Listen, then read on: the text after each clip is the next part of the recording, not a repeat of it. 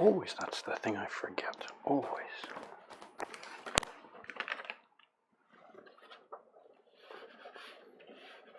Are we up? Live, it says. Wi-Fi okay, it says.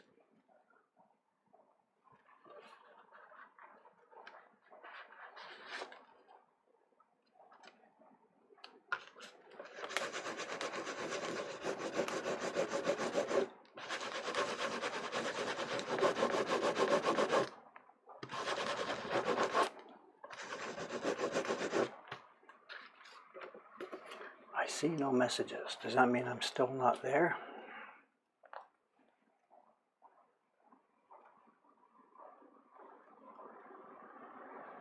Oh, we are. Okay. Hi. I take silence to mean no, nothing's connected, you know. Bit of a different stream this morning.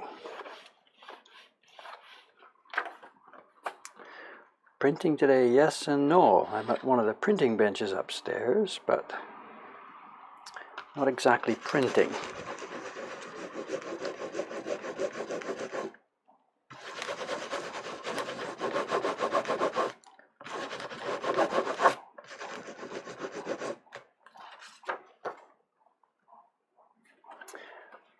This is a saksa. This is up on the 3rd floor. This is the printing room around me. This is one of the 4 printing stations we've got here. Maybe before we finish today, when I'm done this job, I'll unhook the camera, whatever, and show you around the room or something and see what's going on. Yes, it's upstairs. So, one big main difference from all the streams we've had up to now, when I'm downstairs and carving, my eyes have to stay on the tip of the knife. Obviously, whether I'm using the scope or just the lens or even not, I still have to watch the tip of the knife. I can't watch the chat. But here I'm printing now. Once I get it set, I can look up and around, and I can read the chat. So I'll be more, what's the word, interactive today. If there's too much, I can't see it. Already too much is going. But I should be able to keep track of what's going on. And somebody's already mentioning Patreon print the show. This is, of course, what I'm doing. We've name.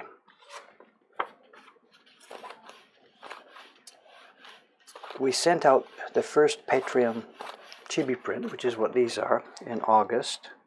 On September the 15th, the second batch should have gone out to people who have now reached their 3-month, what's the word, time limit? We set an arbitrary time limit on it to avoid people joining the Patreon for 1 month, grabbing a print, then running away. I don't think that would really happen, but whatever. So we set a 3-month limit on it.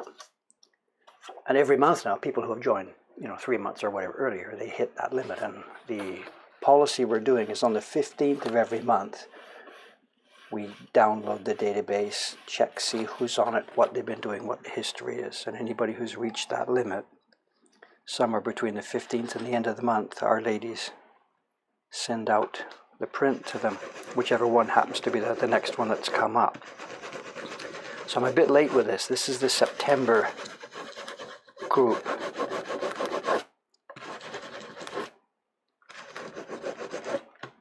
And it's the bottom one. They'll be trimmed later. And the bottom one will be sent now, and the top one will be sent a few months later. People have been receiving them, yeah. So they're no big deal. They're small, cute little prints. So now what I'm doing at the moment then is this gonna.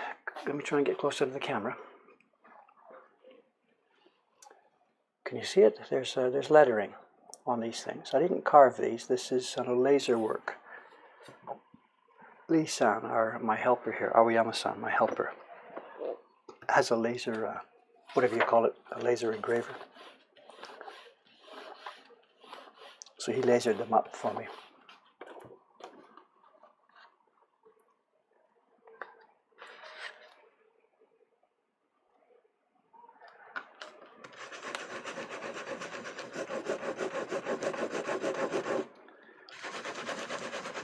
So what this is in Japanese, it's a kara suri. You've all heard the word karaoke.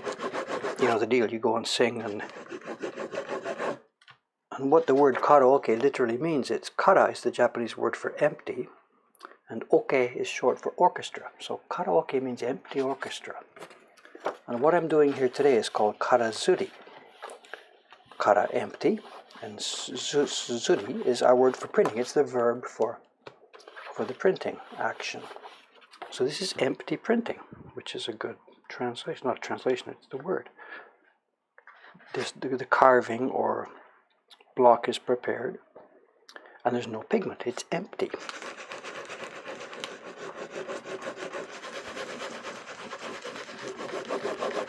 So in English, simply we call it embossing. But in Japanese, it's karazuri. And can you see it? Let's try this. So now what I'm doing here, I've got a light above me, so I can see it now to check. It's all embossed. Can you see it there? If I try and hold that steady and zoom in, hang on a sec here. We may be able to do this.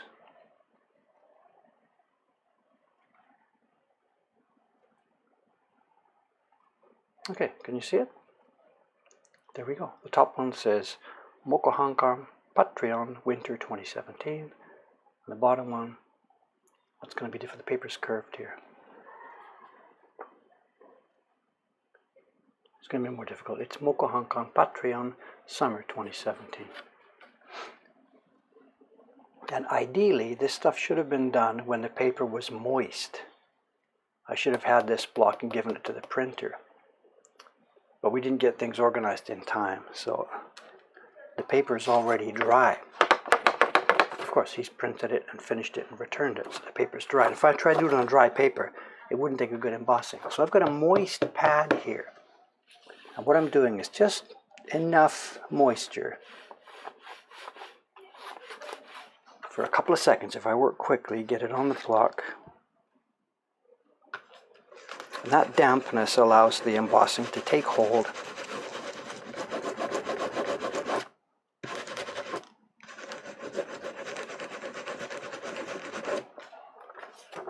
Do my check. Looks good, looks good. We're away to go. And there's not enough dampness to make it necessary to specially dry this under boards or something. Questions are scrolling up out of the way here. Where are we going? Dave, what camera? The camera yesterday, it was nothing. It's a normal Handycam. It's a dirt cheap, I don't even know the brand name. It's not a Sony. It's a sort of a no brand. It's a normal point and shoot Handycam. And the problem is, of course, it doesn't have things like autofocus or light adjustments. It's 100% automatic. I mean, it doesn't have manual focus and stuff. It's all automatic. So it did the job just fine, but we need to step up. And the next stream that's down at the carving bench downstairs will be with a different camera. It'll be with a Canon EOS camera.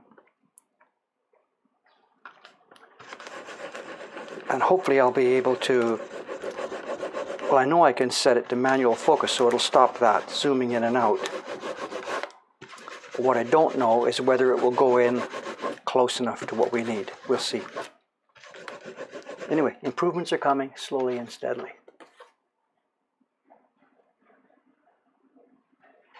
What's that stick with the curve in the bottom image? This is cool. I asked my friend John Amos to do this design for me. And I wanted something just generic. It didn't matter. It doesn't have to be ukiyo-e heroes. Nothing to do with the heroes. I just asked him to do 2 designs. And he said, well, they should reflect the idea of the Patreon, right?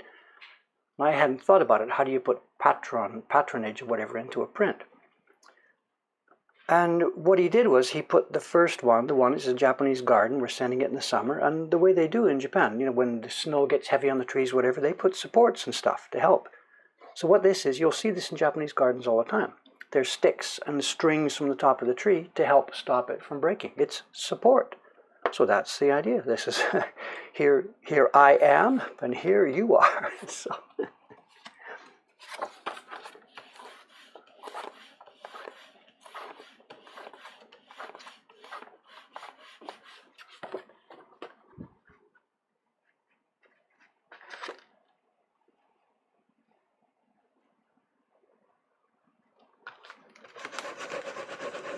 It's John Amos. He's a printmaking professor at a university in Georgia. I forget which one. Is it the University of Georgia or, I'm sorry, something else. I don't remember the exact name. University of North Georgia, or I don't know. I'm sorry. I think it's in Athens. Really, really nice guy. been a friend of mine for decades. He designed one of the prints in my Surimono albums back in 2001 or 2002. And he loves this kind of print making. Because he's a full-time teacher, he doesn't get a chance to do too much of it, but as he's now approaching retirement, he's trying to ramp up a bit.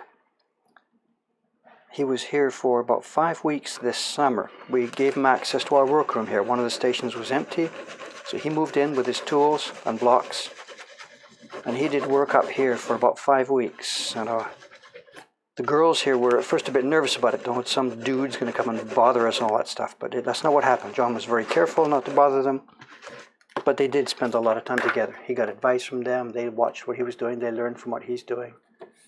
A little bit of drinking together. Not much. Worked out very well. And we don't have an open studio. I can't do that for everybody. But for somebody that has really got a long way on their own, and they could really benefit from this, and we can benefit from having them. I've done that now a few times in the past year. Once was Alexander Fotan from Montreal. He came and stayed a few days with his own blocks. Nice guy. Man, he can cook too. Too bad John wasn't like that.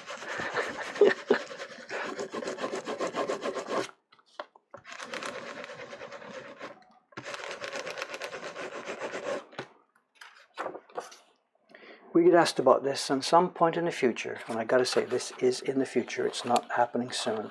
We really want to run an open studio. We'd need a larger facility, a place where people can come, and we're not going to teach them what to do. It would only be for people that have got some level of experience already. And we'd have benches and tables and chairs and all this stuff around. And the idea would be that there'd be enough of an inflow and outflow of people coming through. Students is not the right word for it. But the experienced ones would pass on knowledge to the less experienced ones, and we would toss in what we can do to help. And not a school, just a sort of Mokuhankan open workplace or something. I don't even know what to call it. But we can't do it yet. We're just still drowned in work here. Bonsai wiring, yeah, I guess it's the same kind of thing. It's a bit of a different idea. The bonsai wiring is supposed to control the tree, tell it where to go. It's rather than support. I don't think I'm going to let the patrons tell me what to do.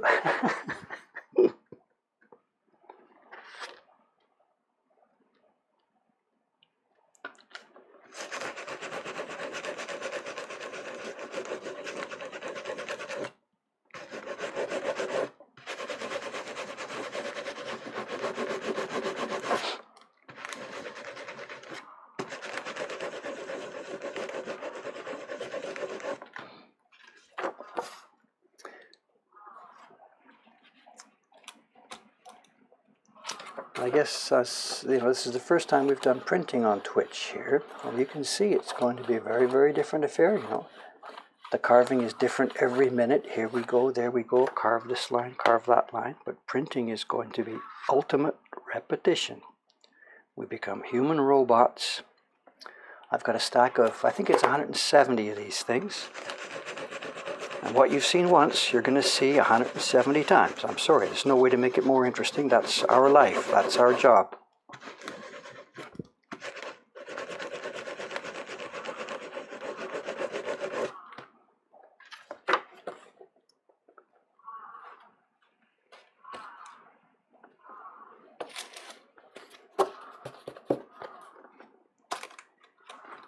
What does it say? You have around 430 patrons right now that qualify for a print. I don't think so. I didn't think it was that high, is it? Just a moment. Oh, maybe we do. Yes, indeed. Okay, maybe we do. It's built up. Look at that, 462. Okay. What we're doing, we print every month. I know we did 200 of these things last month. We did 170 this month. We're going to, keep making. What we make changes each time. The next pair will come into play. We'll be printing this pair again and again and again until somewhere maybe December or so, when we'll switch to the new pair. This is the 2017 pair, so we'll switch to a 2018 pair in December. the background, there's crows out there. I've got the window open.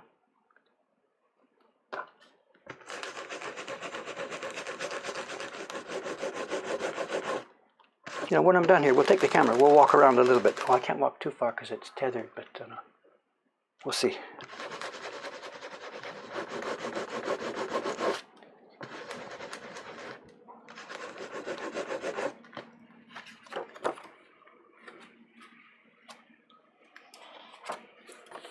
John Sand from Tennessee. How you doing, sir?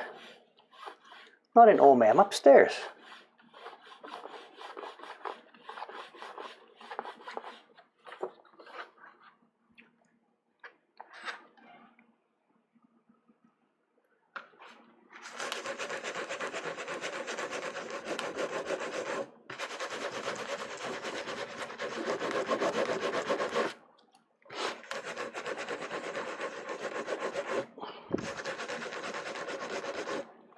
And because Aimi-san is out of service now, I'm going to be spending a lot more time at the printing benches.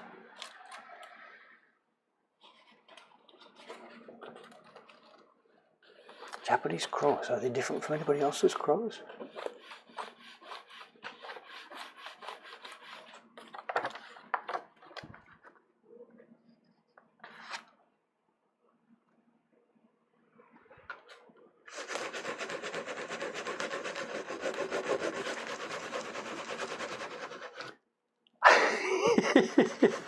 Look at this. The worst possible question to ask me today. This is funny. I'll go with it, but there's a joke here. I'm sorry. I know. What does it say? Do you personally rewrap your barons? Could you make a vid? We do. It's on the website. I know. Whatever. I can link to it later. All the printers here wrap their own, but I have to qualify that in that we have a box full of barons here that were my personal property and plus stuff we bought from auctions. So there's a workshop group of barons, which technically mine, but it's for the workshop. Sugi-san, she started here a year ago, so she now has built up. She's bought her own, and she got from an older printer. She's got her own set of barons now. Ayumi-san, even though she's a baron maker, she sits and works in that place. She also has been using this team set. Every printer normally wraps their own. Oh, that's coming thick and faster. Every printer normally wraps their own, but like I said, because it's a pool here, it turns out that once they start to get a little weak or it gets a bit torn on the bottom, they sort of might just, I'm busy today, put it back in and hope that the next person would do it. So sometimes they get in condition that shouldn't be acceptable. And I came here this morning to do this job. I haven't been printing up here ever. This is, you know, the girls have been in this space. So I just grabbed one of the barons. I look in the box for number 6. Some of you might know about this number 6. It suits this particular job we're doing here right now. It's the very first home baron, real baron, that I ever got back in 1990 it would be. And it's very much showing its age. It's, you know, sort of matching me very much. But as far as the bottom goes, you say please show the bottom. I don't want to show the bottom because the girls have taped it. There's a hole has come in here and they've taped it over. And if I was a traditional, whatever kind of, you know, manager of this workshop, I'd be pissed off at this and I would be angry and I would rant and rave and say, what the fuck do you think we're doing? We don't, amateurs, blah, blah, blah, blah, blah. I won't because that's not who I am and I know what's going on. They're all sort of trying to, you know, keep it together here. But there it is. There's a hole in it. It's taped up. And when Sugi-san gets here this morning, I'll have a little grin at her and say, see, I was looking at baron number 6 this morning. Whatever. Where do you draw the line between being super strict and being a normal human being and recognizing that they do exactly the same thing that I did when I was a bit younger?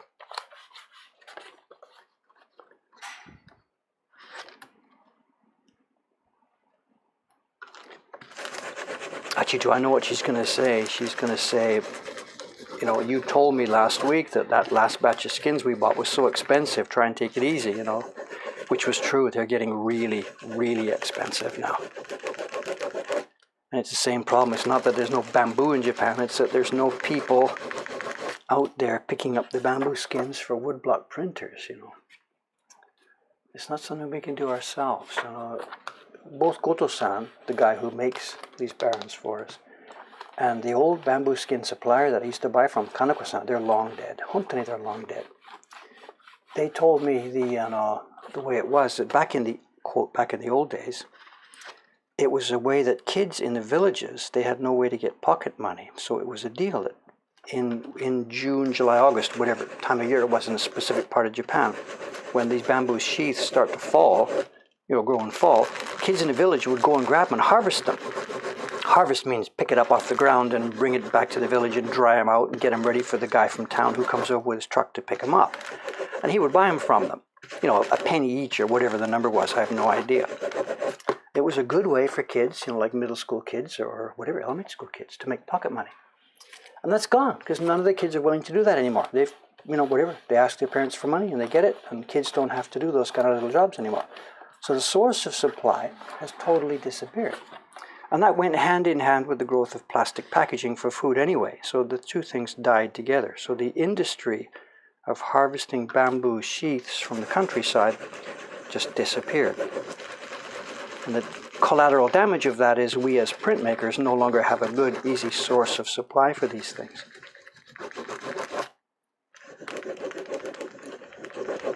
So now it's adults who go out there looking, and they have to be paid adult prices, and away you go, and they're expensive. The good ones, we get the shiradake, sheet of white bamboo for harvesting these. They're costing us now about $10, $12, $15 each. So I get it, the girls are trying to be common sense and preserve them, It's totally, what's the word? It's a consumable thing. A good full day of printing, you may change once or twice.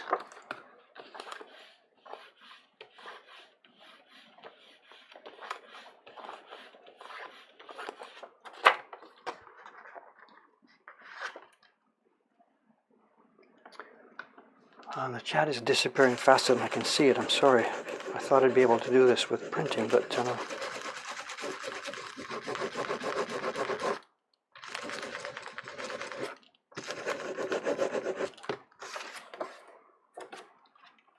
scroll back a bit. Dave's swearing moment. I didn't. Did I again? I don't think I said anything. Why is the printing table slanted away? We have answered it away, but it's okay. It's an easy answer. I'll show you while I'm doing it here. Just a sec.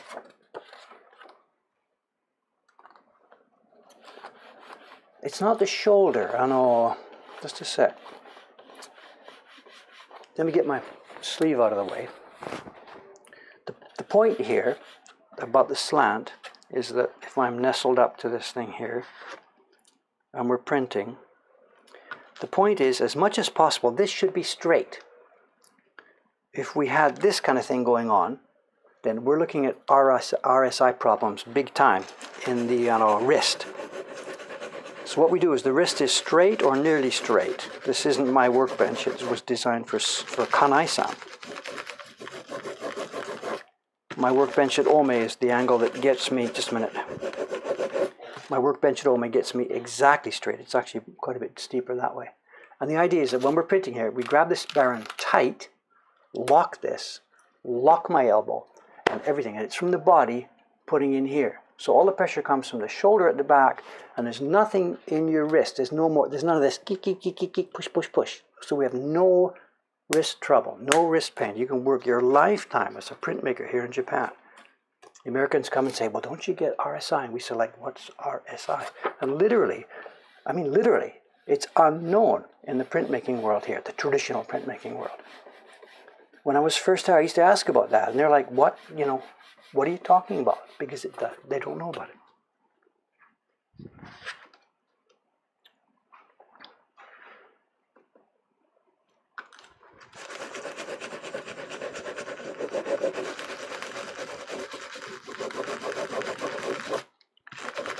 The benches and stuff are so nicely organized that we just don't have any physical problems. In any area or people that are, having chronic problems, it's got to be the way you're typing or screen or angles or whatever.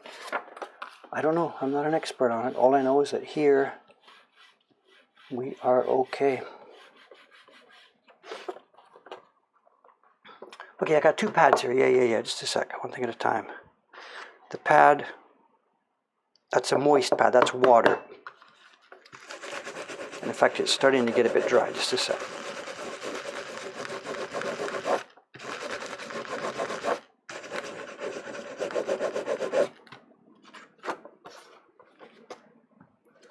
It's actually getting a bit drier than I need here, so let me...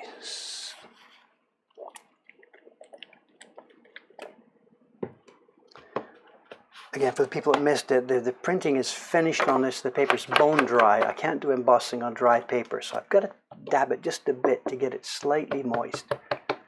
This one is, it's got camellia oil lightly on it. So the Baron picks up just a bit of camellia oil. The normal Baron pad. We don't normally have this here. It's here today because of what I need to do to moisten this paper. That's a bit too much water now, so be careful.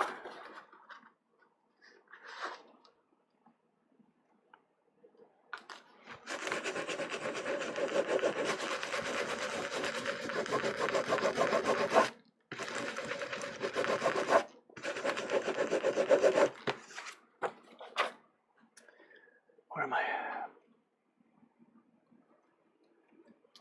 Paper is otherwise dry. So the paper is usually wet from start to finish, This is a bit of a not normal situation, so whatever. What parts of the prints are being embossed? It's the... Here we are. It's right here. Mokuhankan Patreon Winter 2017. And it's at the bottom. Mokuhankan Patreon Summer 2017. And it's coming from laser carved, not laser carved, what's the word? Laser burned. There we are, you can see it there. Laser burned embossing. Should I carve this by hand? Where do you draw the line, you know? We will not use lasers for our printmaking, but I don't think I have any problem with putting the lettering at the bottom like this. 2-3 days work, you know, it just doesn't make any sense, I'm sorry.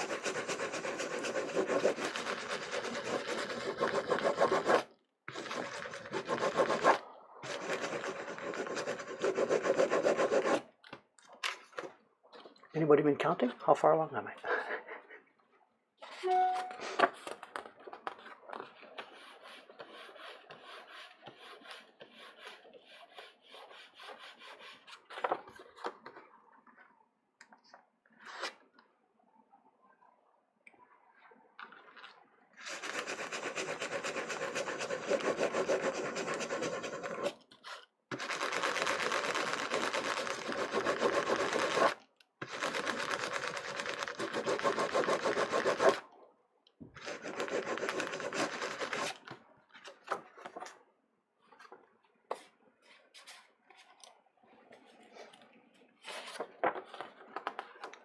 Are the other printers embossing? No, I mean, I'm the one who's got sort of stuck. I can't say stuck, that's not polite to the patrons, is it? I'm the one who's got stuck with this job. We're really, really tight for printing labor right now. You know, Aimi-san has become pregnant and is basically gone. She's just finishing up a couple of small jobs. So we have 2 ladies left here in-house, Suga-san, who we saw in that video on YouTube about a month ago, and Ishikawa-san, whose workstation is beside me. She won't be on videos because she doesn't want to do that. And the 2 ladies, they've been handling all our subscription printing jobs. This year, yokai plus back numbers of portraits. And starting next month, they will get busy on next year's subscription series. So they can handle that, but not much more. They're nice, steady printers, but they're very, very slow. They also have family commitments. So we're really tight for printers now. And the people who are saving my ass right now are Kubota-san. He's about 70 years old. He's a retired printer, came from the Adachi workshop, retired a few years ago. He's been doing work off and on for me for a few years. He's been doing a bunch of the Mario rickshaw cart prints and stuff like that. He took on a young apprentice a year back, and the 2 of them together set up a little workshop. And because they're new, they don't have a whole lot of work. All of a sudden now they have a whole lot of work. They're doing all of our heroes printing for the stuff for this campaign, and they're doing a really, really nice job of it. And we've sort of got a semi-formal agreement here. Kubota-san himself is going to retire for good, you know, he's had enough. in, he says, about 2 more years. And he's worried about what will happen with Yamamoto-san. Yamamoto-san, I look at each other and I say, I think maybe we can work something out. So I don't know, we can't announce anything, but it looks like that young man is going to be working for us full-time now under the auspices of that workshop's name. And he knows there's a space for him here when it's time to change. He may set up independently, in which case we send work out to him, or he may want to come over here. I don't know, we'll see. He's a very quiet, shy guy, so my guess is he'll come over here.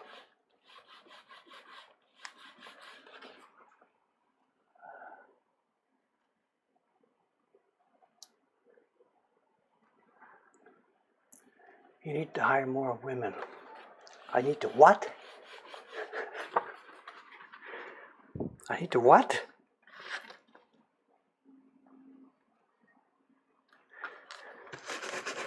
I think John is trying to encourage me, instigate me into making some sort of comment that's going to make me virally hated by half the planet.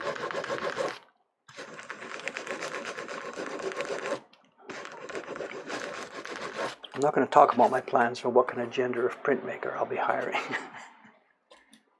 Am I streaming this evening? That's a good question. I don't know. This job is out of the way now. I'll be doing this morning. It'll finish. And the next job, I have 2 jobs coming. One is the, I don't know, what's the word? Thatch, is that the right word? Is that acceptable to say? The final part of the carving on the octopus lady. But as I said, I've been told that's not so good for Twitch, not so cool for Twitch, and I might lose my broadcast privileges. So that's what I want to be doing this evening. Yeah, playing with a lady, whatever. But I said I can't do it. So plan B is carving on this year's gift print. The print that we normally put. There's a page we have on the website, woodblock.com/gift. We renew it every year with a gift print. And we want to do the same thing this year. The problem is I haven't figured out what design to do yet. So if today the shop is not too busy, if things fall into place, if I can get a design chosen, if I can get the hanchta ready, the block carving ready, I'll be carving that tonight. If those things don't happen, I don't know what the hell I can do on camera tonight. I've got a mountain of paperwork, but that's, not what people are here to see. So I'm sorry, I don't know. John says, read the rest of my post. Oh, I see, okay. Ha ha ha. John, it's not a topic I find fun.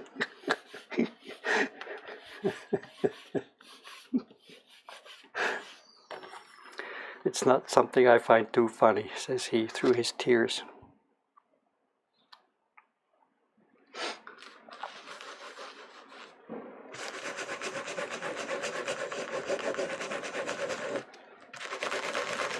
It's okay, and I don't sweat about the missed streams on Twitch. I'll be capturing it, and we have a YouTube channel for the octopus print, and I'm sure I can put it in there. So don't sweat it too much, We've had people writing to me, recently about, Dave, oh my God, these streams are disappearing off Twitch. Are they preserved? And yeah, I'm preserving them. I don't know what I can do with them, but the way some people out there are seeing these and the way I see these are a bit different. This is what I do every day. It's what I've been doing for 40 years. It's what I intend to do for another 20 years or so, whatever I get left. This isn't all that special. So to some of you who are just stumbling across this, it seems special, and oh my God, we've got to catch this and preserve this. This is what we do every day, this stuff, So yeah, I get it. We will preserve and show and display what we can. And already, with what we've got online already and what we've done, we're so far ahead of hundreds of years of tradition here.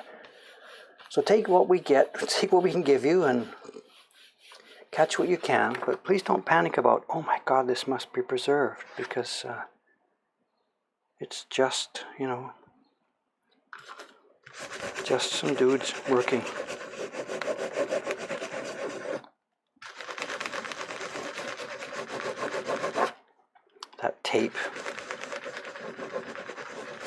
is not going to make it through this pile, so I'll be switching to another Baron here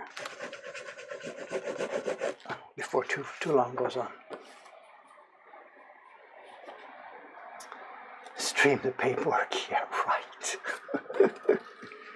I'm on the top floor. It's the third floor. It's the top inside floor. There's a roof. What's the word? A roof? I mean, the roof is what's above me here. There's an open area up top. And some of the girls are talking about putting some awnings up there, making a little lunch space, stuff like that. But it's just, it's never, I don't know, whatever. Think about it later. We're basically, all of us these days, in firefighting mode, just trying to keep up with what's going on.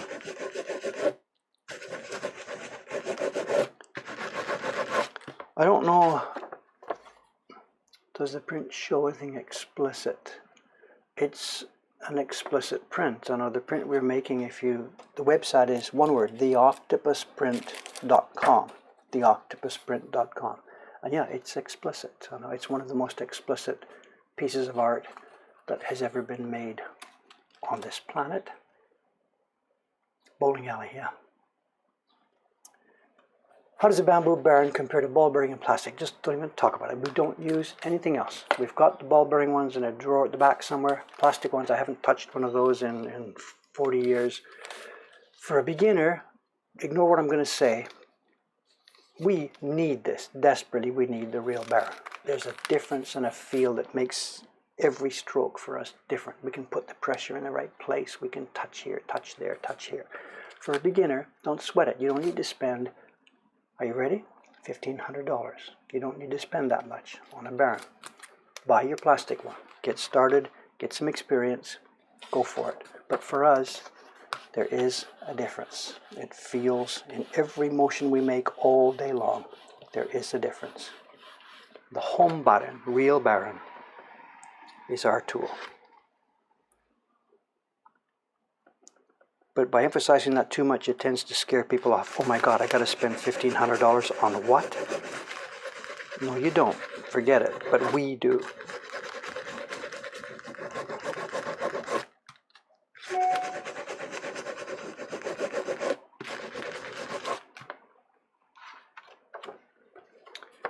Fireworks, yeah, we've done it. We've watched for 2 years now. This year was rained out, totally rained out. But the year before we watched it, it's okay. The main Sumida fireworks here has two locations. They send them up from two places. Location A is not visible from here. Location B is visible from here, not perfectly, but close enough. So we don't get a spectacular grandstand view, but it's a whole lot better than going over there and fighting the crowds. And we can sit and relax, have a beer.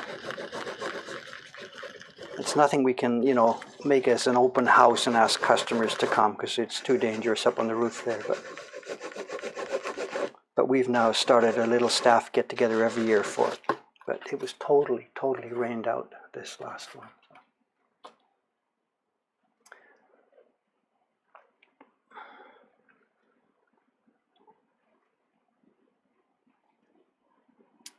Do a print party, yeah. I've got to qualify that, John. The Barons in the print party, they're not the plastic ones, but they're not the $1,500 real Baron. They're an intermediate sort of stage. Goto-san, our Baron maker, the guy who makes the professional Barons, of course understands the problem that he wants to also to try and produce a tool that's useful for people, but that doesn't cost $1,500. So he's produced what he calls the Murasaki Baron. Murasaki is just the color, it's purple. So the literal name is the Purple Baron. It looks the same, but the reason for the name is the inside.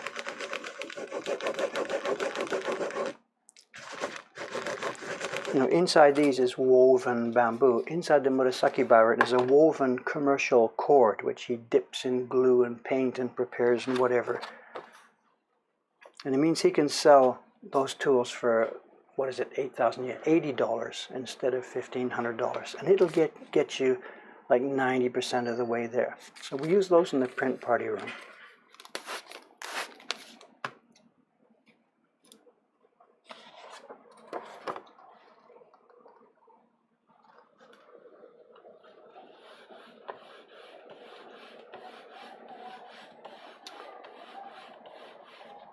What's this? Plastic and ball bearing. I'm not sure the question. Is it industry preference or supply? I'm not sure what you mean. I know for us, we use the real tool. They're expensive, but they make a difference for us. For students and beginners, please use the other tools. They will function. And until you've got more experience, spending $1,500 doesn't make any sense anyway. You won't know how to maintain it, to take care of it. You won't feel the benefit. Even if Bill Gates is reading here, he wants to start this afternoon to try woodblock printmaking. I wouldn't recommend him to go out and buy a real Baron. He wouldn't know how to use it. No. It's not a question of money. Start with whatever you can find. This is coming nice today. Can we see it? It's there, eh? Very nice embossing. Just a nice touch. Where am I? Just over a third of the way, not quite halfway. It's 8:41.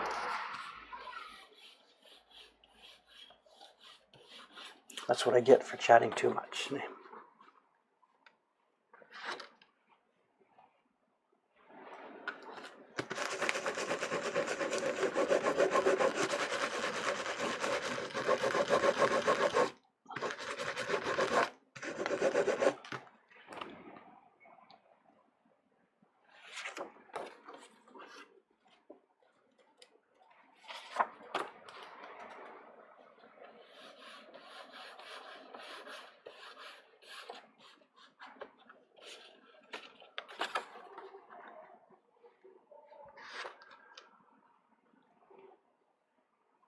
Do you hear the lady outside sweeping?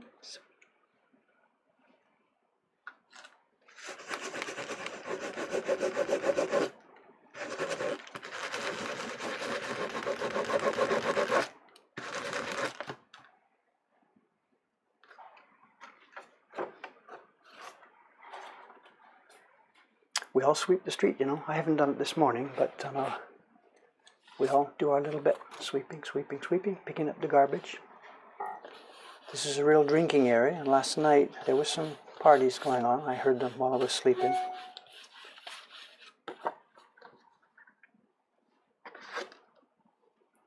But by the time the street opens for business, 9:30, 10 o'clock, it's all clean.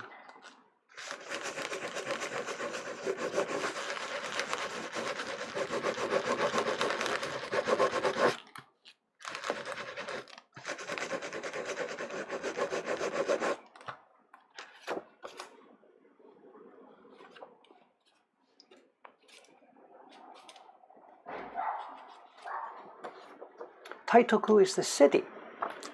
Tokyo is a prefecture. It's like a state or a district, a state. Tokyo is a prefecture. And inside the prefecture, there are different cities. And Taito is one of them, Taito City. I mean, you don't know the borders. You're just walking around. You see Tokyo as a huge lump. Taito is a city. Shinjuku is another city. And literally, there's a city hall, and it's an elected mayor and council, and does its own garbage collection and whatever. And Tokyo has got 23 of them. 23, they're called, I think, maybe like New Yorkers would call them wards, but New York is a city, but the wards are wards. Here, Tokyo is a prefecture. The wards are cities, legally. There's 23 of them in the central area of Tokyo, plus a whole bunch more sprinkled out. Ome, where I live, is another city, but it's not one of those main 23 central cities. Whatever, it makes sense here, you know. But no, Tokyo is not a city legally.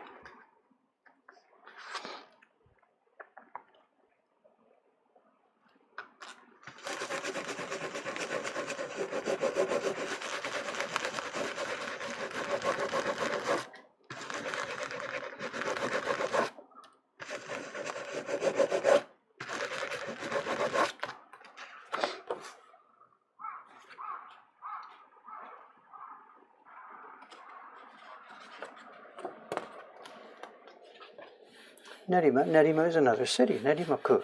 It's over on the west side. That's the home of the Yuyudo Print Publishing Company. Still on its last legs, I guess now. I don't know.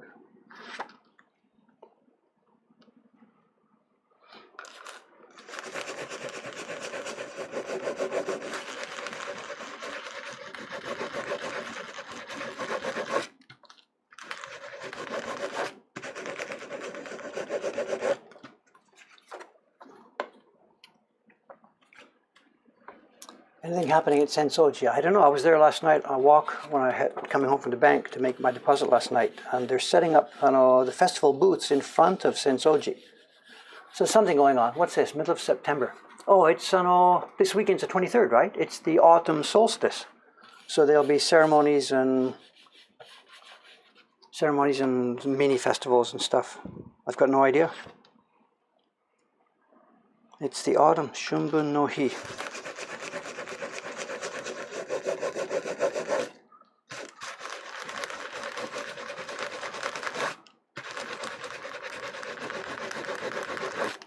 And the pagoda, which has been under reconstruction for the past couple of years, is now totally open. The Gojinoto, the 5-story pagoda, part of Sensoji. The construction barriers are down, the lighting is back to normal. It looks fantastic. The downside of that is Kaminarimo, the main entrance gate to Sensoji, is under construction. They're replacing the roof tiles. And they've done something really cool. Actually, maybe, is there a photograph of this on the net? I don't know. They know it's peak tourist season. And if you had done this like 10 years ago, sorry people, too bad we have to reconstruct it. It gets shrouded with a net, totally covered, nothing you can do. Sorry people, just you didn't get lucky. What they've done, can somebody Google around, try and find this, on a Kaminarimon or Kaminari Gate, whatever, Asakusa, construction photograph or something, because they've shrouded it with nets, except for the thing in the middle where you can walk through. And they've painted, or they've photographically put the thing on the outside of the nets. And I walked past with my girlfriend about 2 weeks ago, and I knew this was there, so I was trying to test her. She was born in Asakusa, near Asakusa.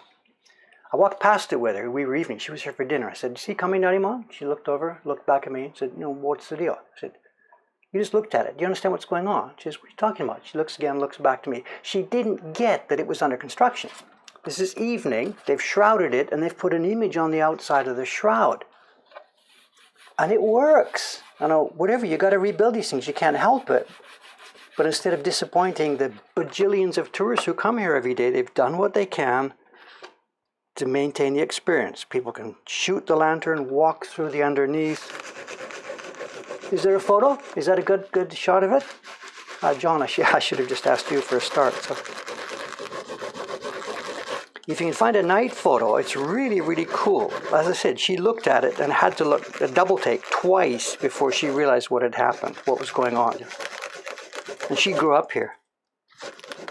So I was very happy about that they would take the extra time and expense to try and preserve the tourism experience.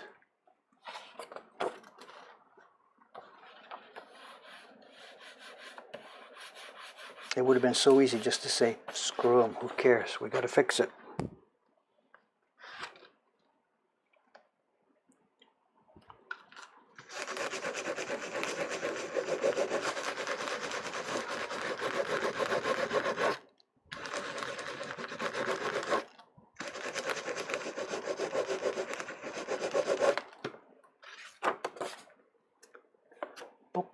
I think we are now about halfway. I am pretty slow today. What you do to wind down? I don't wind down, I go to bed. We've had this before. I get asked and I answer the same thing, and I don't know what it looks like from outside. This is it. This is what I do these days. My kids have grown up, my family's grown up, there's no grandchildren nearby here. Getting this business now up and running to the state where it's stable and can survive beyond me, that's just all I do. It's not a mission, it's just what I do. I get up in the morning, grab some granola, start processing the orders from the previous night, which is going to be somebody else's job starting next month. Get ready for the stream, do the stream, then hit the day's list of stuff to do, and it is extensive. When the shop is closed and the evening stream is done, head out for a very, very nice, peaceful dinner. I've got my little private list of places here in Asakusa, not private restaurants, a list of places that I've discovered that are reasonably quiet, smoke-free, nice food. put my newspaper in my pocket, try and remember to take my glasses, have a very, very peaceful, tasty dinner, and come back here, get back to whatever's in it. Sometimes it's programming. We're in the process of trying to build a really, really extensive program to run our business. And I used to say it's 80% finished, but it's not. It's slipped back. It's now about half finished. A massive control system. Rather than hire bookkeepers and little girls to write notes about numbers in columns, we're going to do it. And the bookkeeping part of it's mostly up and running. And that's a real pleasure for me to work on that system. Oh, here we go. Questions, questions, questions. Okay, yeah. We've got two things here. Always when we're printing, this needs to be lubricated. So this is here with a very light touch of camellia oil. This is always here. This is just for today. I'm doing embossing on the paper. Sorry for the people that heard this earlier, whatever. I'm doing embossing on the paper, and the paper needs to be moist for that. And if the printer had known about this when he was printing, he would have done it with the moist paper as the last stage of the printing process. But we didn't have it all tied together. So I'm doing this as an afterthought, but the paper is way too hard. So what I'm doing is I've prepared a damp cloth here, and I'm just rubbing the back of this just to pick up a little bit of moisture on the front of the paper there. And if I move real fast before it dries out, that moisture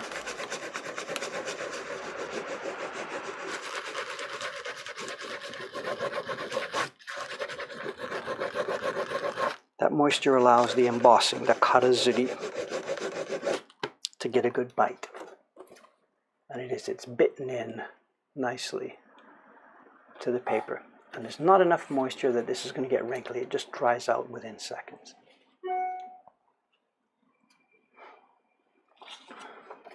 Sorry, everybody's answer. I should have just kept quiet. Thank you. Just curious who Dave is. Yeah. Well, there's lots of information out there, you know. I know this thing about Twitter. Twitter. I don't do Twitter. This thing about Twitch. This is new. But actually, I've been quite public, you know, for quite a long time, you know. The website there, woodblock.com, has, last time we counted, and this is about more than 5 years ago, there's 20,000 pages of information there about our activities and me and what I'm doing and printmaking and stuff like that. And then there's another website which is not currently active. I wasn't able to keep it going once Asakusa started. There's a site out there called astoriaweek.com. All one word, astoriaweek.com. And for nearly 10 years, I episoded, wrote, and spoke episodic events from my own personal experience and whatever. And they're there in written and audio form, with the proviso of the last 50 or 60 or 70 of them didn't get recorded because I was just under such time stress. So the newest ones on that site, what is it, 3 years ago when I just couldn't continue anymore. The newest ones don't have audio, but if you go back about a year in time, the other ones have audio, and there it is, there's me telling about some episode in my life. If you're curious, it says here Dave the person, whatever. That's something to dig into. So,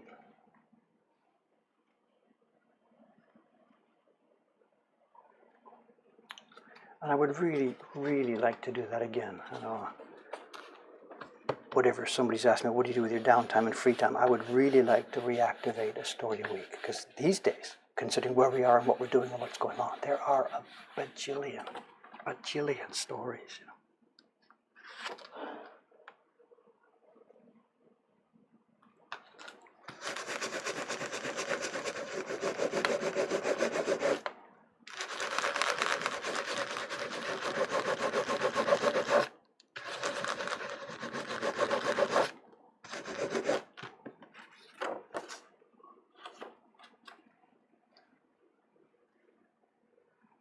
Stream, drop frames 0, live 55 minutes, 15 seconds continuous. If you're stuttering, I don't think it's here.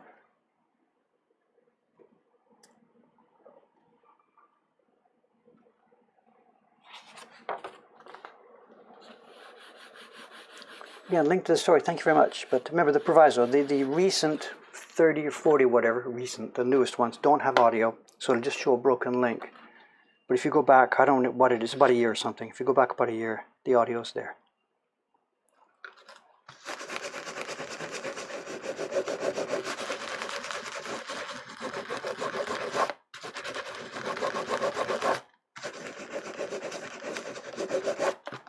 The audio too for Story Week. This is a great story. I got to tell a story, but I don't remember the man's name. This is awful to admit that.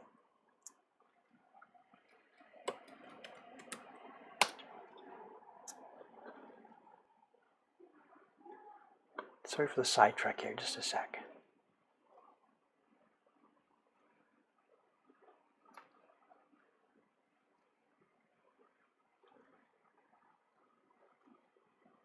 Guy Allison, got it. The audio name.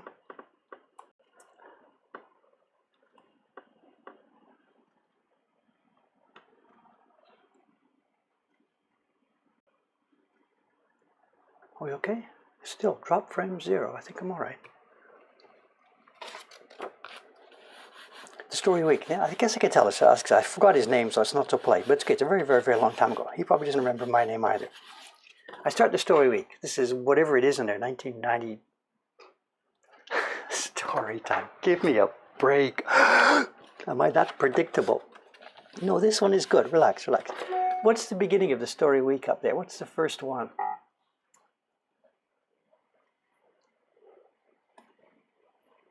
What's the date? 2006. So we're in whatever, 2005. I'm planning to do this Story Week website. I started up. Get some stories up there. Practice what's going on. I want to do an audio version.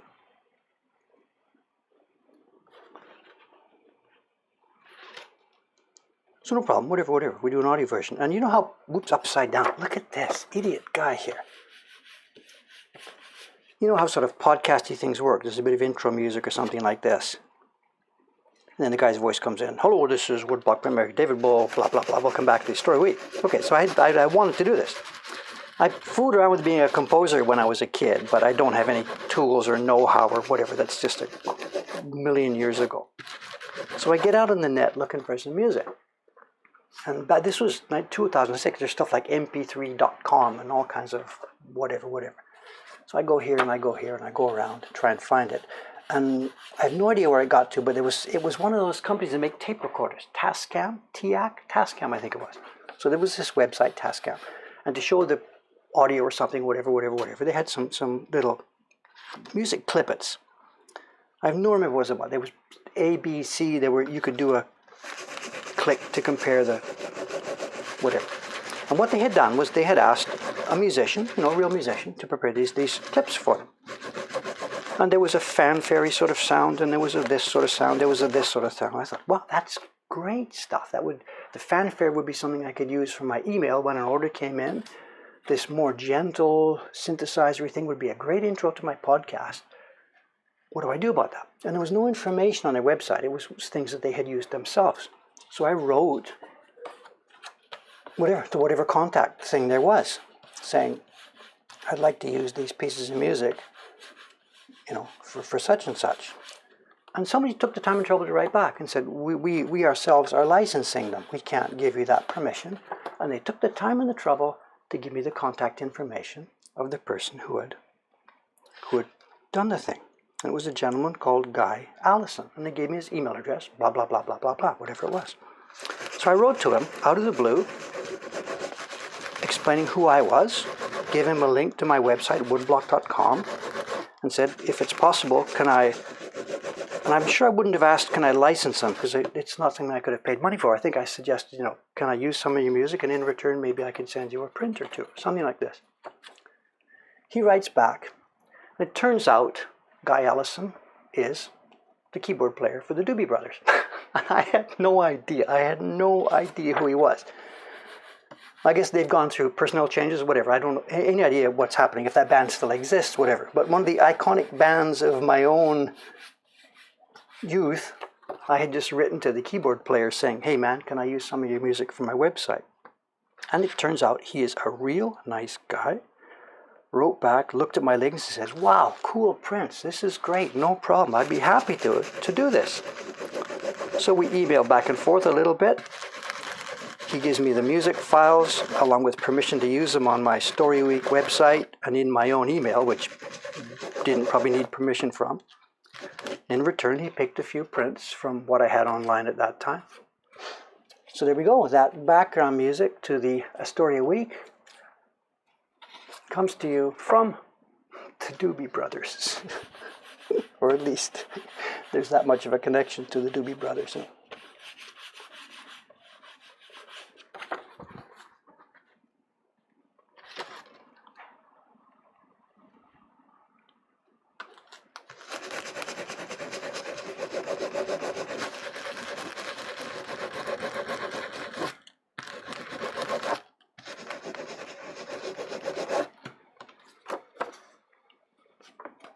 And I don't think that episode ever made it into A Story a Week. We'll have to put that in there one day.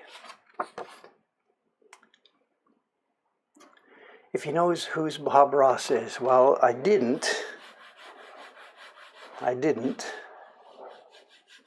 But I do now, of course.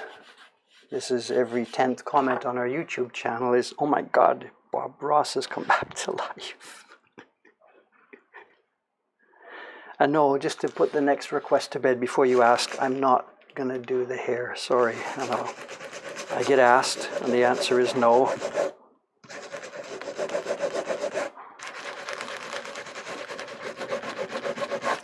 The other sad thing about the Bob Ross connection is, of course, that he didn't make it all that far. I'm 65 now, and he didn't get anywhere near that far, which I feel a bit sad about.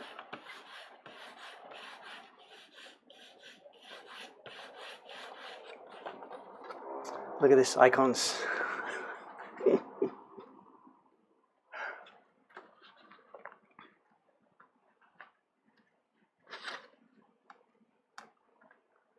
You should check out his videos.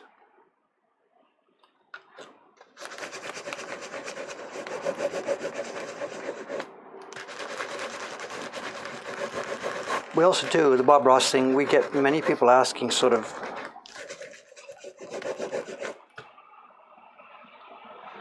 trucks, sorry. You know, Dave, do it like Bob Ross. Show us a print start to finish while we watch. And ain't gonna happen, you know. It's of course not possible to make a woodblock print, a simple one like this. You saw it. It was a long video, carving, preparation, weeks, drawing, cutting. I can't do a start to finish in 30 minutes or 1 hour. It's just not possible. So we can't do the Bob Ross thing here. You know, it just doesn't work.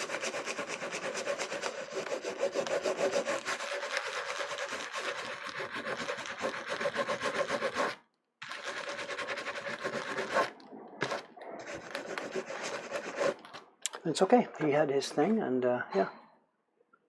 He had his thing, and we have ours. It's okay.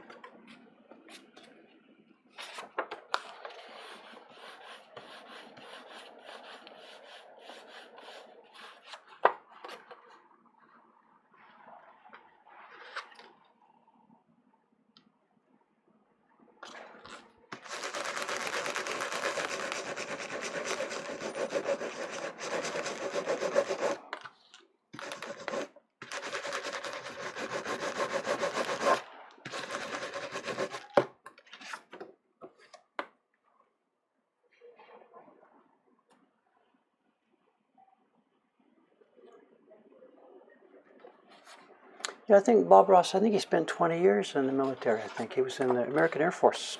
I think stationed somewhere, Alaska or someplace. I don't know that story. He seems to have been quite an interesting character, you know.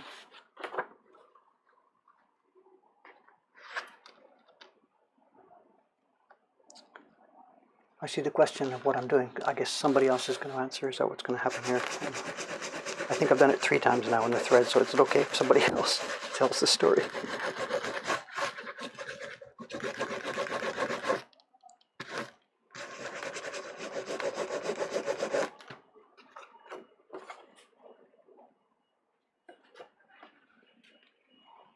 Okay, John, talk to you later. Yeah.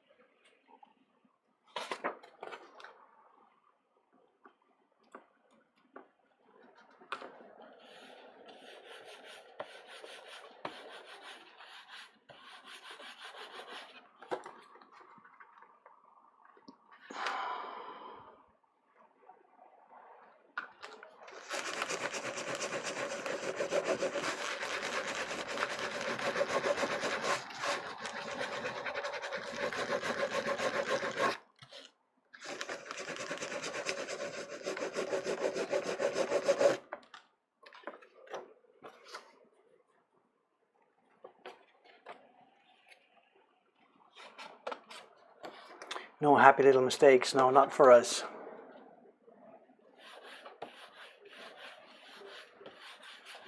That's a big difference between the stuff he did and the stuff we did, of course. You know, his is happy-go-lucky as you go, make it up as you go along. The kind of woodblock printmaking we do is actually it's the antithesis of that. You know, we can't at all make it up as we go along. It's carefully planned, executed. And if it doesn't work, if there's no plan B, you know, everything we do is visible in the finished print. There's no mistakes permitted.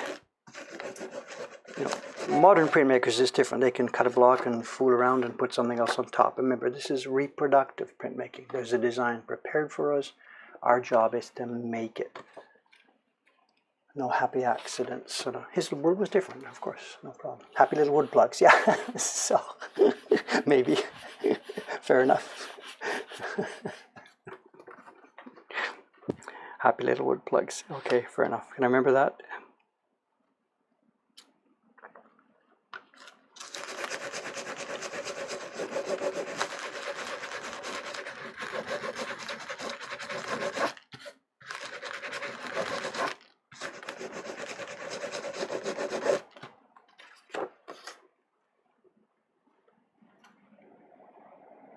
I really like this design, you know, the recursive, excuse me, the recursive thing. It's really fun. The bottom one's simple, straight ahead. When you've seen it, and when it's on your desk, you can enjoy the light and the three-dimensional and the beautiful paper. But the top one, it's got all those things, but then the recursive thing going once, twice, three. The fourth one is just a blur. It's a really, really nice touch. I'm happy we had the idea to do that. So.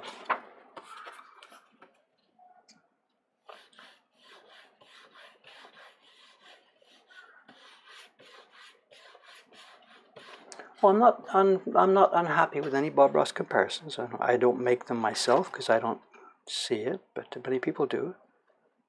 There's lots of worse people in the world to be compared with. I have no problem with their comparisons. Gentle character, helping spread knowledge about something. Millions of people got enthusiastic about stuff from him.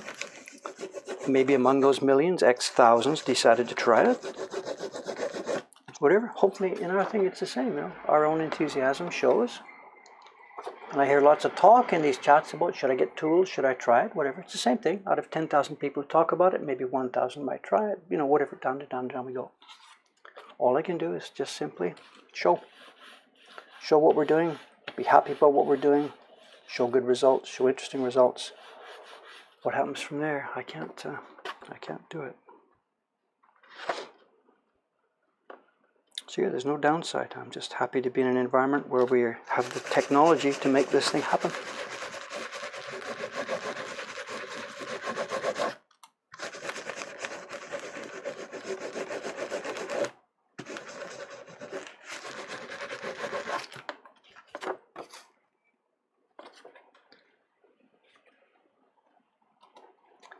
I'm confused on what I'm watching. Well, the chat people may help you.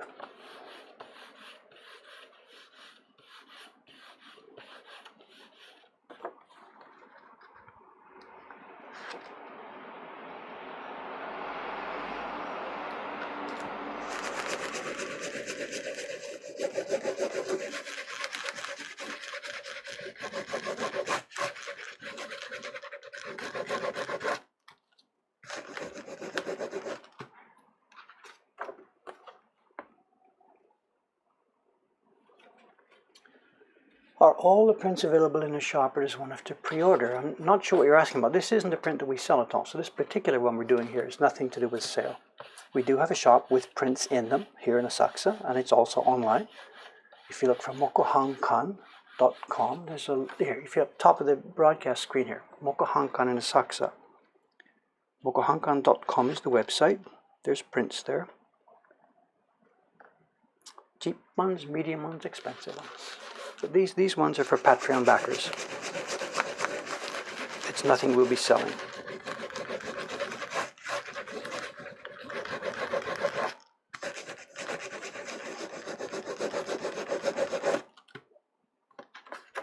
The Patreon news too, you know, the plan was to get the extra staff. 2 of them are up and running.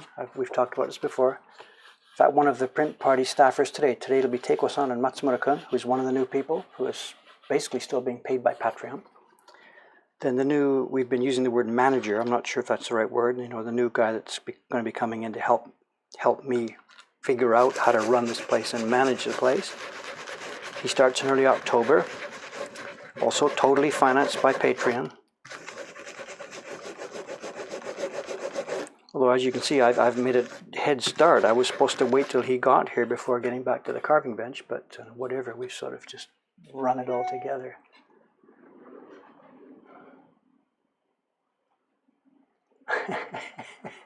It's cool, isn't it? The internet, ultra-modern fiber optic technology. What are you going to do? You're watching this guy do the slowest kind of printing in the whole planet, you know. It is so cool. I'm so happy about this, you know. I was doing okay before the internet came along. I was having fun. I was making nice prints. I had collectors.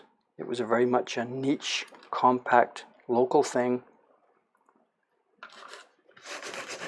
Then the internet came along and I grabbed onto it. And here we are.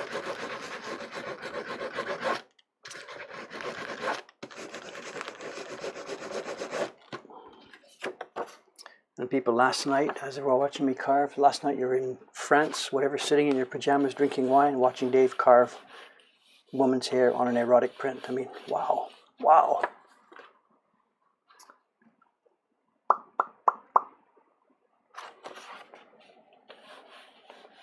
What's this? On a TV program. Oh, the TV segment. Yeah, I found out actually since then, the segment of TV that they put up yesterday, it's about 10 minutes long. It turns out that's 1/3 of the program. They gave us 30 minutes prime time the other night. 30 minutes prime time on one of Japan's major channels. The shop yesterday was going nuts. Today it'll be the same.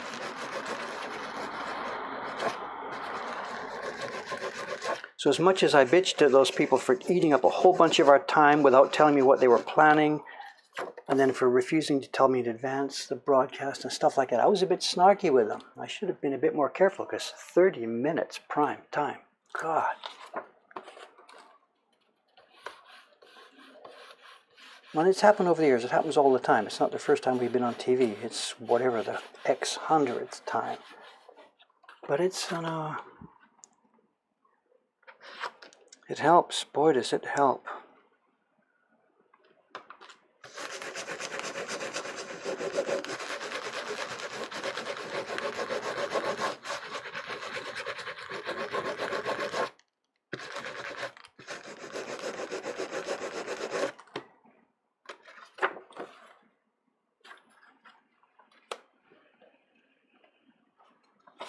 Oh, I've talked to them. Thank you, Dad. We don't need to thank you, Dad. They know what's going on and all. From their point of view, you know, it works both ways. It's not like I'm bowing down to them. Oh my God, thank you very much for saving my business for the glorious help. They need me. They need us. There's like 5 or 6 main TV stations here, 24 hours a day, competing for eyeballs. They need good content. This is what I learned really a long time ago. That first day, back in 1989, that first week when I sent out my first PR about that poets series, I learned a really important lesson. I'd been told in Japan, you don't do cold calling, you don't promote yourself, you don't do anything. It has to be introductions, who you've met, Meishi, exchange calling cards and stuff like that. You can't promote yourself. It's never done here, was the message that was given to me. And whatever, it's true or whatever it's true or not. I started the poet series, made one print, a few copies, made a plan for the second print, ordered wood blocks for it, put together a paper spreadsheet that seemed to think I might be able to make a living at it. And then I sent out to the media. As we talked about this in the previous stream the other day. Canadian woodblock printmaker David Ball announces the 10-year project, blah, blah, blah, poets. And everybody around me said, you're wasting your money, you're wasting your postage, you're wasting everything. This is not how it's done in Japan. Do the networking, learn, meet people, wait, pay your dues for years, blah, blah, blah. Everybody told me that. I sent that flyer out, and I was on NHK Evening News within the week. And I learned those guys are desperate for interesting, good content. They're in competition with each other. They've got their time to fill. They put the newspaper, whatever. They publish a newspaper, they go to the trucks, it's done. What do they have to do? Start the next one. They have no choice. So, this might sound cynical or self-serving, whatever, but if you can offer things that help those people do their jobs, then bang, they will be here with their cameras and tape recorders and whatever.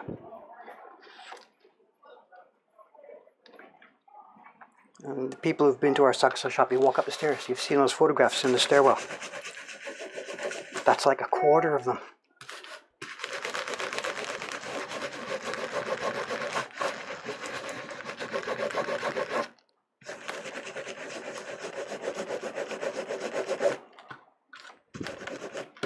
Help the media people do their job, and they will crawl all over you,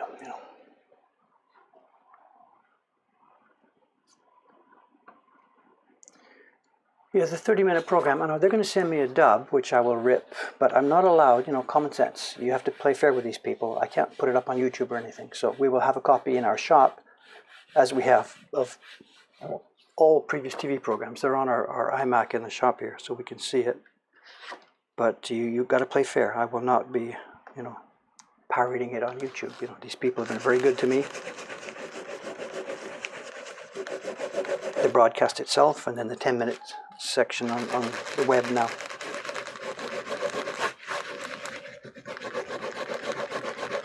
So you'll be able to see it here in the shop, but I can't broadcast it, I'm sorry.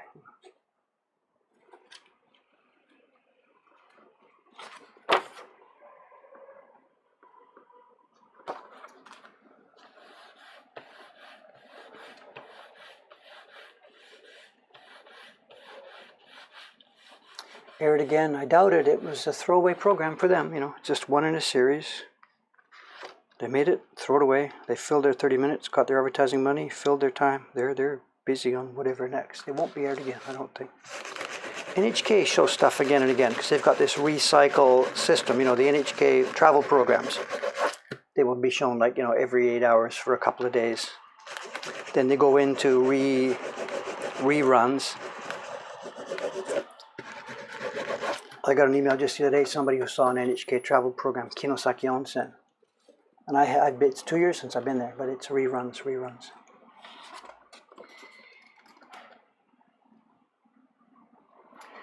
Stairwell starts ringing. Okay, hang on the stairwell. It's 9:19, but I am up on the 3rd floor. That ringer is down in my carving room at the back end of the 2nd floor.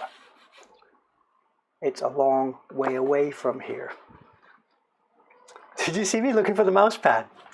What are you guys catching? God, I can't pick my nose, can I? I can't do anything.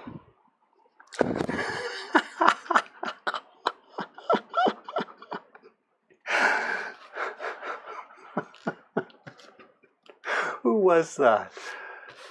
I gotta watch that name.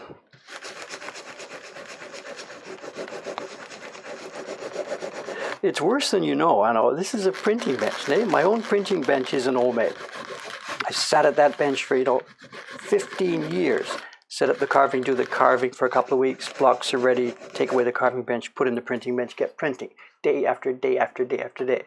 I've been doing this for 40 years. And at my own bench, the pad is there, the block is here, the pigments are there. I don't look, of course. You just reach down, there's the tool, you put it back. But I've lost that. It's gone. I'm not a printer anymore. So here I'm probably looking down each time to see where the baron is. Of course you don't do that. I look like a beginner. The computer's here. This guy noticed I was trying to find the trackpad. Couldn't find it. It's got to be completely automatic. I made that mistake one day. I'm visiting one of the printers, Matsuzaki-san or something, and he's got whatever, he's right-handed, the brush thing was here, whatever. I'm sitting next to him, we're chatting, he's friendly, we're chatting, blah, blah, blah, blah, blah. He's printing like a machine, and I'm just chatting with him. And I did a no-no. I touched one of his tools. I picked up the brush to sort of look at it and say, by the way, what about the hair? And that's just the motion when his hand was reaching out for it. And it wasn't there. And he looks at me, and it's, you don't muck around with people's tools. So.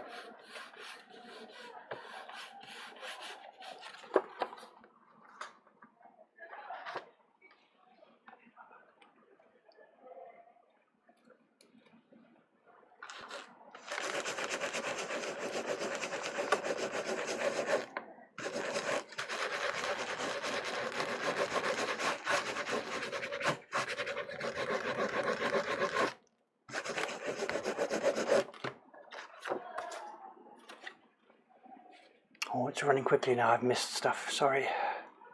Blah, blah, blah, blah, blah, blah, blah.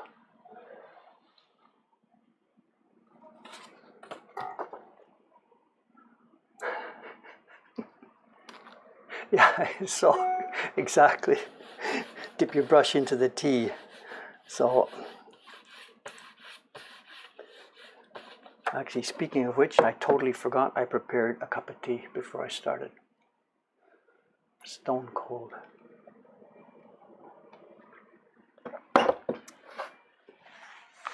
Yuck.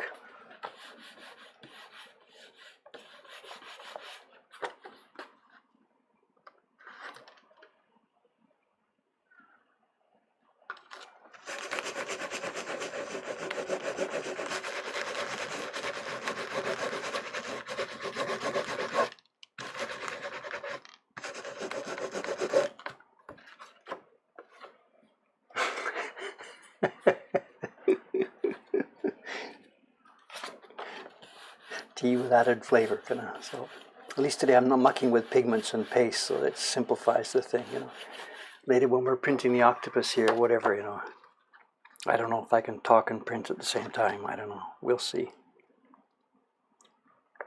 Take it as it comes.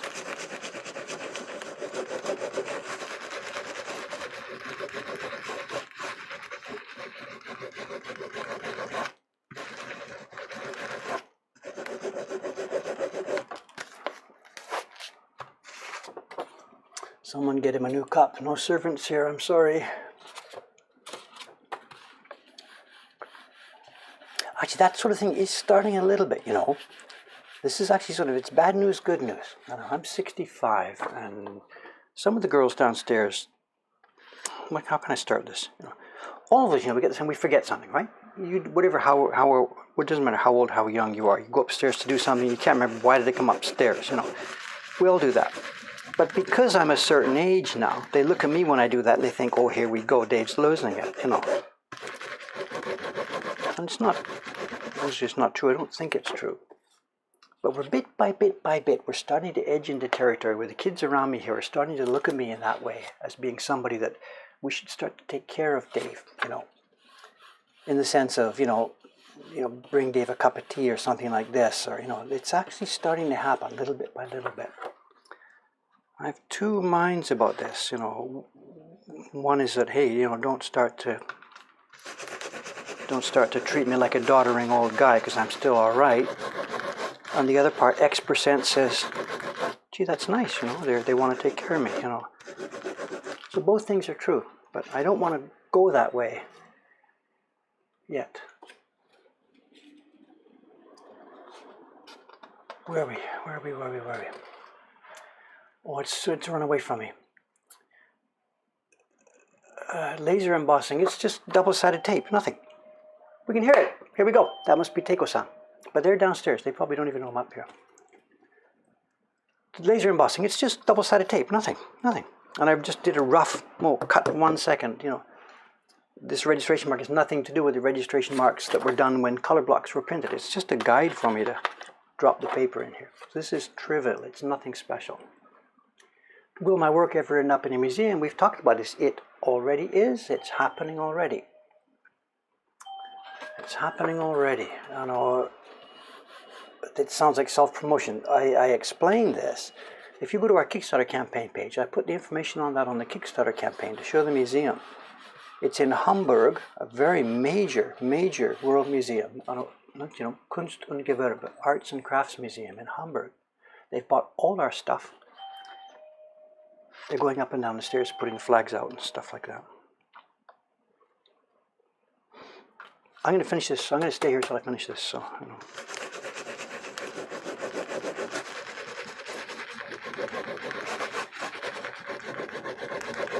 And the museum thing, it's become a thing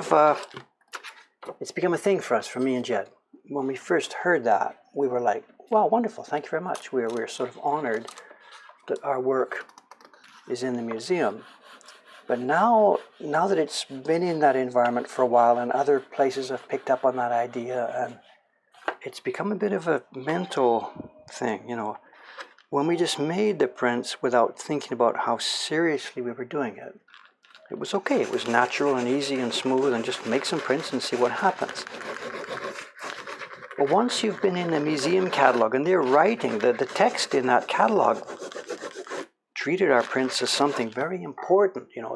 The sort of extreme way to look at this, ukiyo-e printmaking is one of these things that, forget me for a minute, ukiyo-e printmaking, the traditional parts, 1700s, 1800s, whatever, it's a masterpiece of human endeavor, The things that those printers and carvers and designers created grew with the culture, died with the culture that died. It's a major thing in human achievement. If you try to list up all, Greek sculpture, Roman sculpture, something like this, you could sort of compartmentalize all these things. And the Japanese ukiyo-e tradition is in there. It's one of the most glorious things that human beings ever put together. They didn't think of it in those terms at that time. They just made stuff. But there it is. Okay, it's kind of died with its culture of the day. People now make it as a tourist thing, but the guts died. The thing itself died. And the argument is now being made by these people that put those prints in the museums and by people that we hear in our shop every day. The argument is being made that we're not doing it as a tourist clone and a tourist copy. We are living and breathing it in exactly the same way that it was back in the old days. Pop culture, make stuff, people that look at those images and they want them. In other words, that glorious thing that lived and pretty much died, one of the glorious achievements of world art, is now being carried on the shoulders of that dude over there in America, Jed, and me sitting here. And we, and a few more people down the street who are trying to do it. We're the inheritors of that tradition. And if I think about that a bit too much,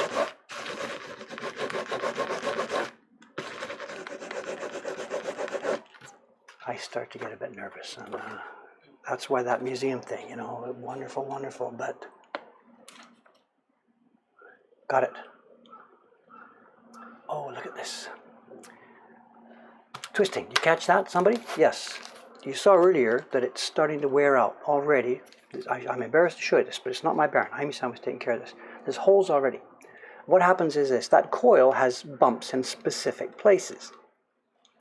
Obviously, it's a bump, bump, bump, bump, bump, bump, bump. You rub on the paper, you rub on the paper again. The places where the bumps on the coil are start to wear through the skin. So what we do is every few, rotate it. And that coil has now rotated inside, and the bump, bump, bump, bump, bumps attack different spots. So as long as you rotate it every few turns while you're doing your printing on your colors, the wear is spread more evenly.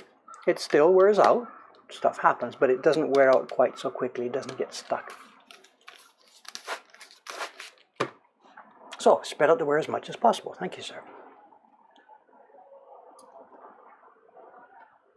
Look at this. I should have just shut up. Kunst and Gewerbe. So it's the MKG. It's in Hamburg. That's the, if you just Google it, MKG Hamburg, bingo, there it is. It's the Museum of Arts and Crafts. And they've got, I don't know how much is online. People are linking here. Good, you're ahead of the game here. So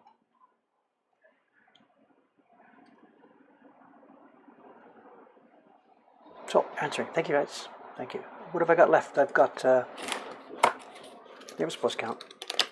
8 or 9 sheets left. We'll do these.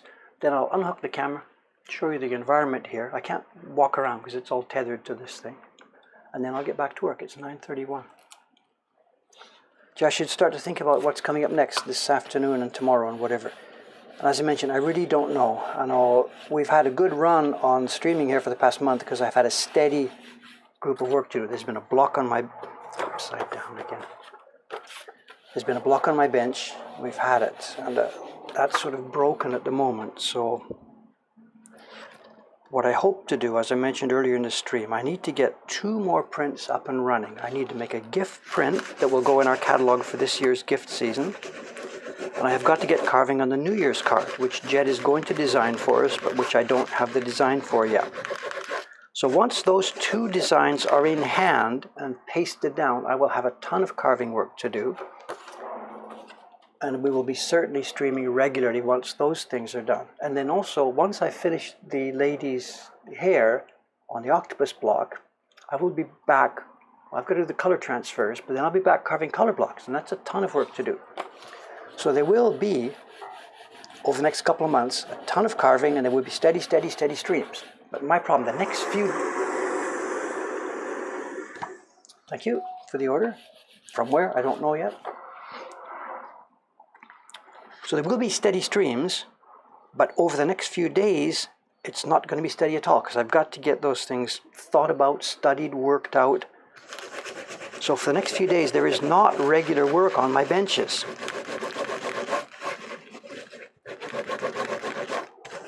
So, you know, please cut me a bit of slack for the next few days, over this weekend or whatever. I'm not saying I won't be here, just I don't know. Just let me try and sort it out. So, seems viewers are low anyway on the weekend, so the weekend is a good time for me to sort those things out, perhaps. Helicopters.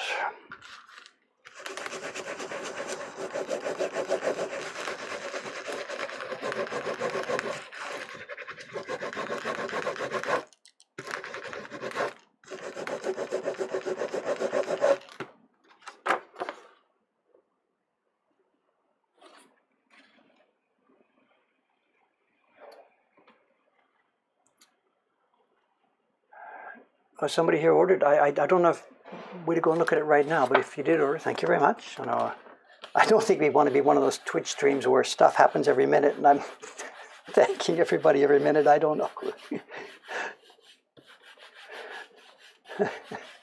Most of the orders are, it's, you know, North American orders, whatever, are here usually when I wake up in the morning because of the time zones.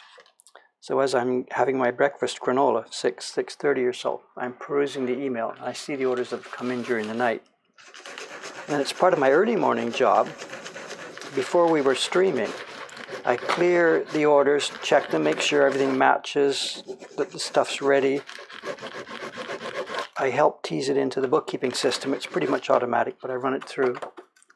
And then before 9:30 Japanese time, it's now 9:34 Japanese time. At 9:30 Japanese time, I'm supposed to get I press the button to send the things through to our Ome workshop, the shipping center. And the ladies then do the actual physical thing. They see the orders that I send them, they print out the invoices, get the packaging labels ready and send them off. Then they send the tracking numbers back to me. It's 9:34, so she is already waiting, but she knows what's going on. And I told her if it's not there at 9:30, what you do is you go to Twitch TV and have a look. So the Ome ladies at the moment, or one of them, whoever's there today, is watching this stream. perhaps, watching this stream. He's got her arms crossed. Come on, Dave, I'm waiting to get my day's work going. You don't want those orders late. Get busy. So.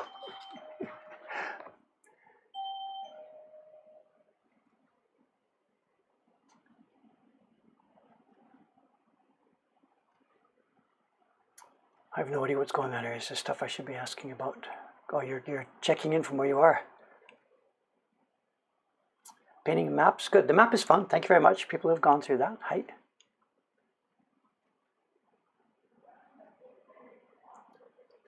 Registration mark. It's a playtime registration mark. I've just got a piece of wood with a little groove. I don't even have a corner.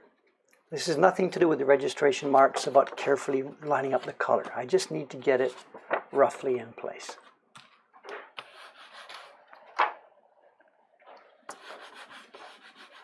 Here comes Suga-san. You've seen her downstairs pass through the room. Well, here we are. It's 9:36, and this is her workroom. She doesn't know I'm doing this, so she's going to be like, what? I'm not using her desk. It's okay.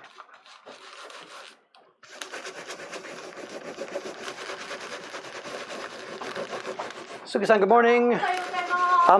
今ライブですよ。今ライブです。ライブ中。このカルスリの仕事ですが、あと1、2、3枚。3枚終わったんですから、そうするとカメラが回って、ちょっとだけ紹介しますから。It's okay. Get dressed! Just a joke. Just a joke. Just a... Pardon? まだあんなにいっぱいあるの？もう今、もう終わった分。終わったのね。すごい。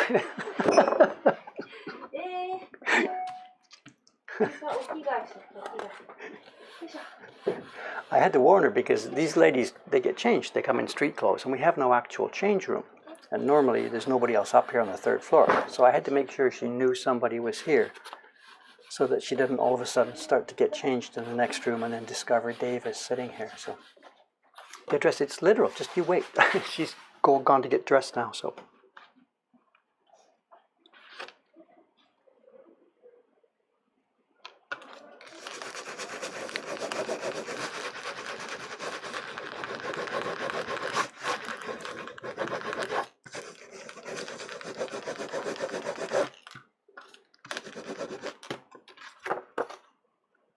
I'm so happy with her attitude to this, you know.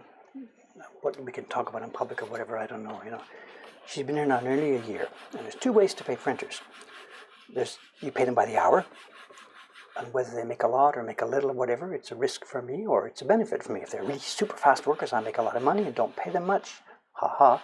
Or if they're very slow and don't get much done, I'm still paying them. Of course, you know which side we're on. This is why we've been asking for help from our fans and stuff. So she was very much not productive at all in the early months. And that's not an insult, it's just a description. She was here and not so productive. So we put her on with her, you know, she's on an hourly rate.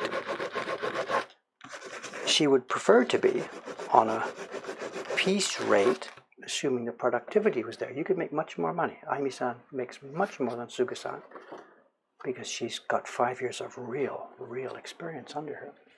So Suga-san and I have been watching this every month. We pay her by the hour, but we can see what she did.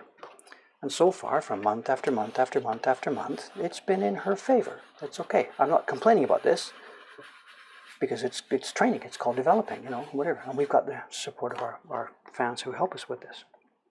So for me, it's been quite a bit of a minus. And she's felt this heavily. She's such a nice girl. She's saying, no, let's just switch me to piecework, even though it doesn't get so much. That will be the fair way. She will get only exactly what she earned for me. But it's not enough. And I'm not such a... Especially with the fan support we're getting to help us with this, you know? The Kickstarter campaign, the Patreon, the website that asks for the 5%. So I've told her, no. I trust you. You will get faster. You will get better. Let's just hang in there together, you know? In the last couple of months, it's got close, the amount. We do the calculation both ways. So we're now nearly ready to make the switch. And she will start to earn more. Okay, I'm done with my pile. And this is just perfect timing. You're all dressed? You're okay? Now we're tethered here. I can't watch the chat and do this, so you guys are going to be on your own. I'm just going to take the camera off the stand here I can't go far. I might be able to get to the window to look at the street outside. We'll see how far I can get. I can't see what you're talking about while I'm doing this. Can I keep my mic plugged in? Let's try. Anyway, let's just try this thing. I'll be back in a minute. Whatever. Yoisho, let's try this.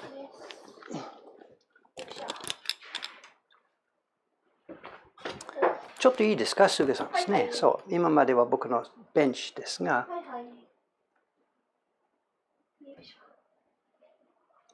All right, we're zoomed out. Let's take this thing off the stand. We're going to get a bit of wiggle and wobble and mess here. Oh, let me unplug the power. I can go on battery. Hi. Oh, look at this.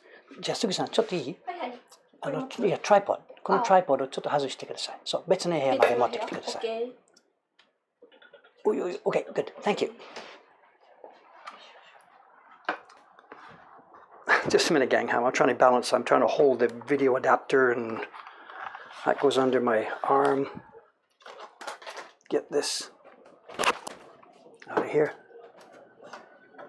Okay, I am loose. I am free as far as this cable will take me. Let's go outside first. Okay, good. Let's see how far we can go. I'm okay still? Hey, we made it. Okay, here we are outside. Looking down towards, that's the area, Sensoji Temple area. We can see. Is the sky tree visible? Yes, we are. We can make it. That's Dempo Indori over there, the entrance to Dempo Indori on the right. And going up the left, just around the corner there, is Hoppidori, one of Tokyo's most famous bar streets. I don't myself eat and drink there much. Oh, look at this, here's coming by. Very common sight in Asakusa these days. They're good fun, you know, I've had a ride in them once. They're of course a bit of a tourist thing, but whatever, they're good fun. And he's run straight by, but what most of them do is they stop in front of our shop here because, if I can find it, they want to look at that sign. You can see the restaurant there with the blue awning. It's still closed. It's, 9 o'clock in the morning, but you can see what they serve. It's Tokyo's most famous whale meat restaurant. Very heavily subsidized by the state, of course. And one of the ways they subsidize it is they send money to talent agencies to send all the famous TV stars down here. And that's what this sign is about. If you can read Japanese, it says Yoyakuzumi. What it is, let me see if I can find another live one. I'm going to have to swing the camera around here. Excuse me just a sec. The light standards here each has a picture of a famous comedian. And most of these guys are dead. They're people from an era when I was a little kid. I don't even know who these are, but they're big names in Showa era Japan. And this street, Rokudori, was a famous entertainment street. There were theaters along it. 2 doors down from me is a strip club. It's still a strip club in the evenings. Anyway, long story short, this one is saved and reserved for the guy you know as, what's his name in English? Takeshi Kitano, the movie director. Here in Japan, he's called Beat Takeshi. He's a comedian, and he got his start on this street filling in between the strippers. One girl would run off, he comes on, tells a few jokes. Hey, did you hear the one about my wife? That was no wife, that was a lady, blah, blah, blah. The next girl comes along. That's how he got started. So he's famous here, and they were going to put his face up there, and the story goes, he said, over my dead body. So they said, okay, we'll wait till you're dead, and that's reserved for him. Down at the end of the street, there it is, the famous Don Quixote building. Treasure house of junk. Great place to find some relatively cheap souvenirs. Food from all over the place. That's where I get my granola, funnily enough. And the street is coming to life, bit by bit by bit. Tonight it'll be a whole different scene. Revelers, drinkers. Let's get back inside.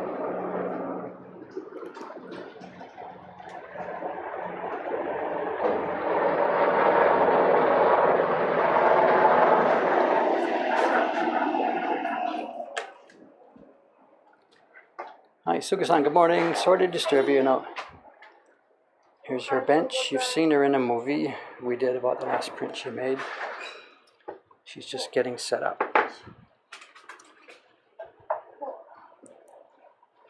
What's the block today?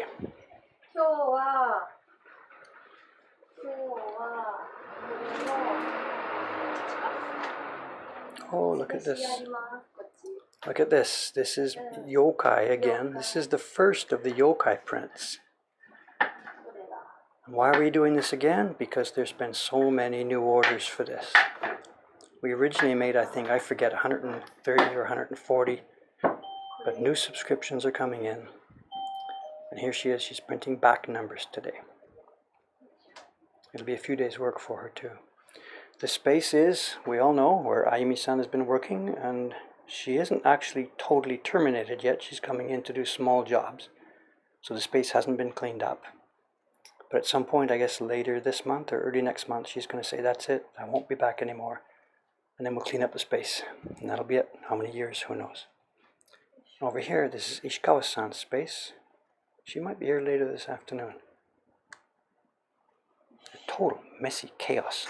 So I'm a bit torn about how much I'd like to take this in hand, but how much do you leave these people on their own? I don't know. She's doing nice work, so whatever. Leave her alone. And that's the length of my cable. I can't go any farther. The middle room is where Aoyama-san and I are we're going to be building an office space, change room, storage room. Down at the far end down there is where we do the paper sizing and paper preparation and make our blocks and stuff like that. Whatever, all in good time. We'll take different streams from different places. And for today, I've got to get downstairs and send the work to Ome. Sug-san, can you do the sign-off for us today? Say goodbye to everybody. Sayonara shite, ima korekara fish. Okay, thanks for watching, guys. I'm just going to put the camera down on the table here. Yoisho. What can I say here? I put the camera down. Get back to the laptop. Okay, it's going off. Okay, gang, there we are. Thank you very much for watching. Got a bit of extra bonus. Organized chaos, so very much. I'm going to post what's going to happen. I don't have any idea. I'm going to try and figure it out this weekend. There will be steady streams over the next couple of months, but the next few days is going to be, I don't know. I might be here, I might not be. I'll post about it. Okay, Dave's going off, and then stream's going off. Thank you very much, gang. Talk to you next time.